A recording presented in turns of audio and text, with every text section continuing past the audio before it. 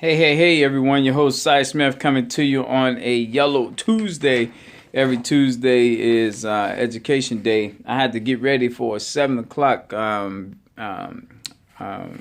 call we're doing with all our attorneys and lawyers. So if you guys want to get on that, you definitely are welcome to do that. The number is 218-895-9274. 218-895-9274, code 864123, code 864123. This video is about this Memorial Day weekend, the violence. We had a lot of people hurt and killed this weekend, but it's nothing that we're not used to, accustomed to, sadly to say. And with our new mayor in Chicago, Lori Lightfoot, this is her first rodeo. And so some people thought with the new mayor we were going to be able to do something different. And here's what I would say to people. Chicago is not alone. Like, we had 17 people were shot, 7 killed in New Orleans this weekend, 12 people shot, 2 killed in St. Louis this weekend. So the fact is, this is a national problem. It's going to require a coordinated national response. Individual responses can help, but it's not going to be able to have the effect and the impact that it could if we were nationally coordinated in our response. For those who don't know, National Block Club University is, we think, one of the premier structures out there to combat this violence. And the way we combat the violence is unorthodox and non-traditional. We're not a group that's out there marching and rallying. We're an organization that's teaching and training people on how to alter the lifestyle. At the end of the day, HSN is the solution to making cities safer. HSN stands for not Home Shopping Network. It stands for Habits, Schedule, and Network. Some people, because their network is so strong that they don't have to do certain negative things. They have options. And some people's network is so weak that they do things that they probably shouldn't do to survive and make it. So we want to help create a network for everyone that they can have the people around them to help them get through life's challenges and celebrate them with life's victories. That is important in high crime, distress, at-risk areas, because a lot of people isolate. They feel like they can't trust anyone, and those things also breed the dysfunctional environments that allow this violence to take place. So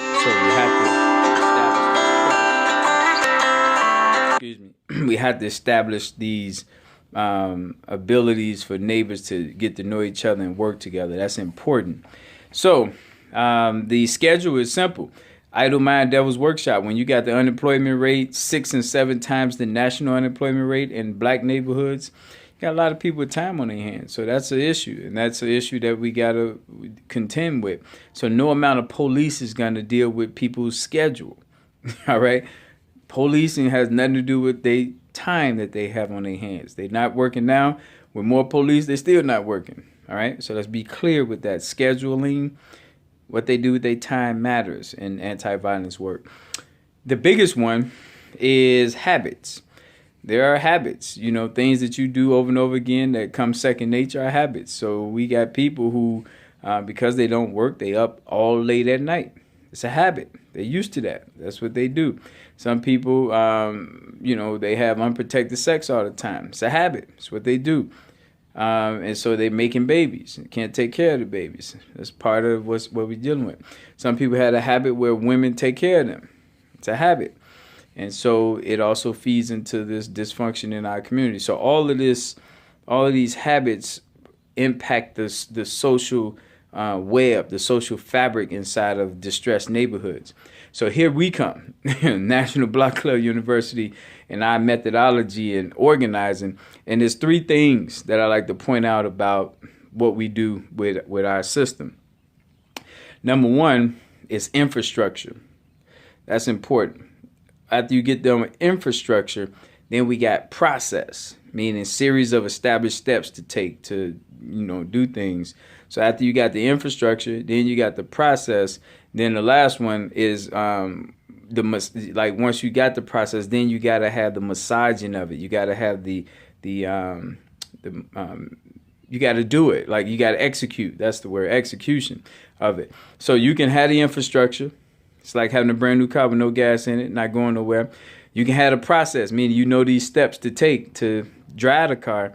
But guess what? You got to get in there and do it. And that's the last step. So we need to have that infrastructure process. Then we got to just do like Nike, execute on it. So let me go into money. Let's go into money. Money matters. Money is like that blood that flows through our body. It allows oxygen to go and spread. When you have a blood clot, you can die because that means the oxygen isn't circulating. So in our communities, what the new mayor of Chicago failed to realize, and other cities that want to stop the violence, is if the neighbors won't develop a degree of trust within one another to circulate resources, if their resources are always going to businesses and interests that lead a community, you have a hole in the boat and it's taking on water, and it's just a matter of time before the boat sinks. So society needs to not have outsiders oversaturated in high crime neighborhoods extracting. That's a real big problem, a really big problem. And we can't expect government to fix that because government's role is equal opportunity across the board.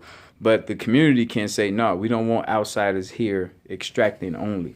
So here are the 5 areas that National Blackfella University has deemed to be critical in order for us to turn urban America around.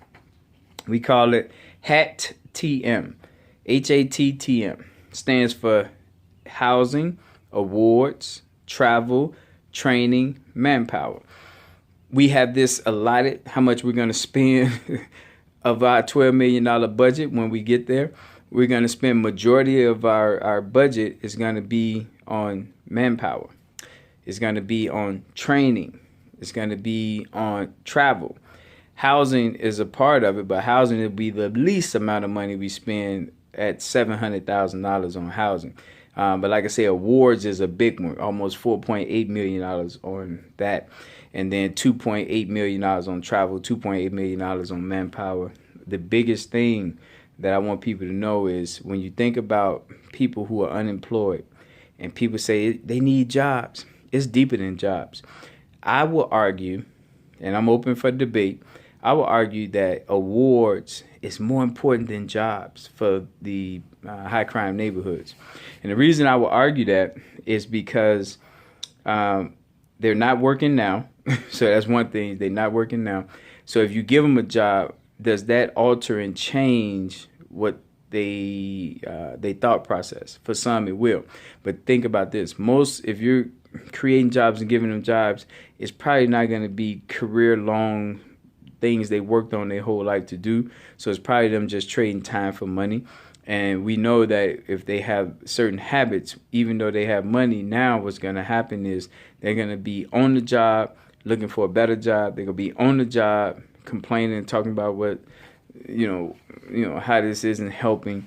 And unfortunately, if they're on the job, they're probably not going to be making enough money to really make it. So therefore, you're going to have ulterior supplemental ways of making money that might not be good. So I say that not to be stereotypical, but just to point out to people, awards create a different paradigm. If we we lace these neighborhoods that have been laced with lack of opportunity, constraint, and we lace these areas with financial incentives everywhere we turn, I can find excuses to give you a financial award. Man of the month, man of the year, man of the week, student of the month, senior citizen of the month. Like we can find, but just think of the environment we create. Some people got a job and they never won anything. So they'll tell you, I never won anything. But guess what? If we lace the community with awards, financial incentives, everywhere you turn, people are striving now. They're motivated to win because they never won before. They want to have that on their record. So it's a bigger motivation than just going to punch a clock on the hamster wheel going around knowing I'm not going to get ahead. Now, is that sustainable awards? Probably not. But the goal is to stop the extraction out of our community. So we need the awards early on to create a different atmosphere of hope and change while we come together and stop giving our money to our oppressors. So it's like, let's get the awards built up 3 years, get everyone excited, and we're going to continue to do awards, but it won't be the main emphasis. The main emphasis then will shift to getting these outsiders out of our neighborhoods, taking our resources and leaving. Hope this helps. Manpower, it creates jobs. That's simple. We get that. Training, people got to know what I'm showing you now. We got to teach this and help people ask questions and answer their questions so they'll know how to navigate in this world. Travel is self-explanatory. We're in 20 cities linked to 20 zip codes. Need to be a budget for young people to travel, elders to travel. Just think with the so-called thug on the corner when he talking about his new schedule, where he go be in LA for a week, he go spend 2 weeks in Miami, then he going to Boston, then he coming home for a month, then he hit the road again. Think what that does to his psyche. So HAT TM, housing, awards, travel, training, and manpower. That's how we go turn this around. This is the fourth Tuesday of the month. Ivory Coast on the west side of Africa is on duty today. At midnight, it switches over to Nambia in Africa. Peace.